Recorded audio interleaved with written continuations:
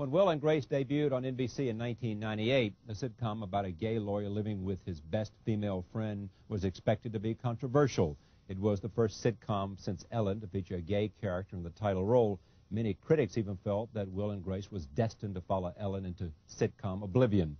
But the show has avoided controversy and instead has become one of the most popular and critically acclaimed sitcoms on television. Regularly ranked in the top 20, NBC announced today that next season the series will move to the much-coveted 9 p.m. slot on Thursdays. Joining me, Joining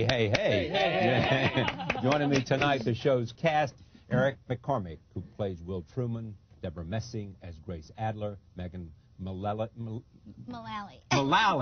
as Karen Walker, Grace's Martini Swilling socialite assistant, and Sean Hayes as Jack. Sean Hayes. It's Sean Hayes. Is it seen now? I don't think so. As Jack McFarland, Will's flamboyant friend. Having gotten through that, I thank you for coming. It's great to have all of you. Charlie Rose, I'm home again, roasting at the sun back in the sky. I like this. Thank you. Hey. That's all we've got. We're out of here. Okay, see ya. We're done. Your question will be direct to me. And yes, then I I'll said I don't speak to any of these people, so I'll direct all of my material to Charlie, and he'll relate anything I need to be related to We find life a lot easier that way anyway, since she's made that decision. Tell me why each of you thinks this show works and why it's such a success, even more than anyone ever predicted for it in the beginning, except perhaps you and the producer. Many reasons, I think. Sean, look, can I just ask? Yes, no, I'm sorry. kidding. I'm so used to that. Sean was telling us before we started, whenever he got to make a point, Burroughs would always say, "Got to move on." Oh, call me Jimmy. Yeah, call me. So why do you think?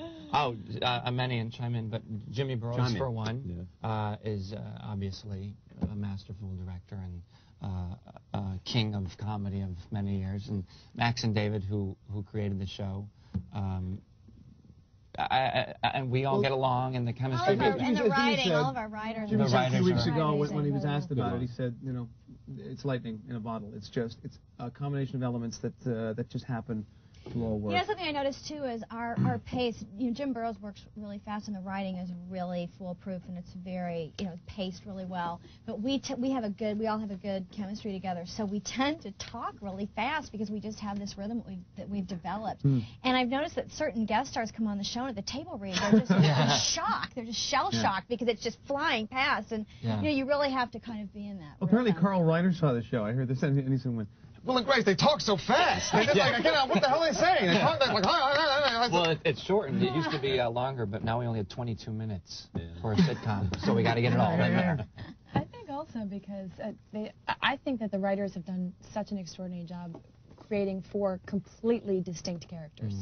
And, any configuration of the 4 of us just sort of brings in a new color and sort of new electricity. And you know what you were saying the other night is it seems like the writing's so smart that sometimes I almost get the impression from people that I talk to, because people really genuinely like the show, I almost get the impression that people feel like it's their own private Idaho, that they're the only one, that they know that everybody likes the show, but they're the only one that really gets it. Right. I think that's Speaking a strength. of, tell the story.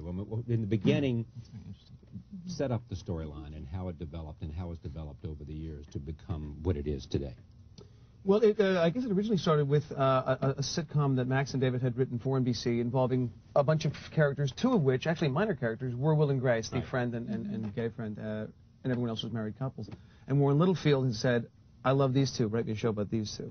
So then came a show about a gay man and his straight female best friend, and these characters got developed, and then so I think the most surprising thing that happened, and maybe not to the writers, but was that you were my friend and you worked for Grace. It was like these separate things, and then the second episode, these 2 met on camera, and it changed the shape of the show. It very much became How does it change the shape of the show? How?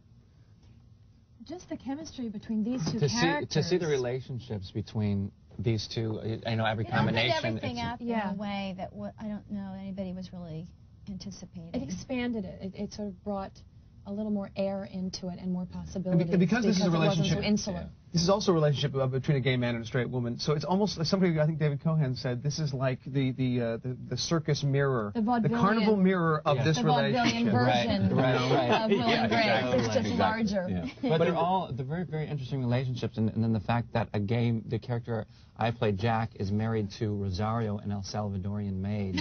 A gay man is married to a woman. I've never seen that on television. So they constantly come up with these relationships that you've never seen. And we all have great possibilities to interact. It's not limited to just me, just Jack, or just Will and Grace. We all have really interesting inner dynamics. All right, let me set this up. This is a scene in which you try to find out if Grace is truly happy. Anything else I need to say about this before we show clip? I don't think so. All right, roll tape. Here it is.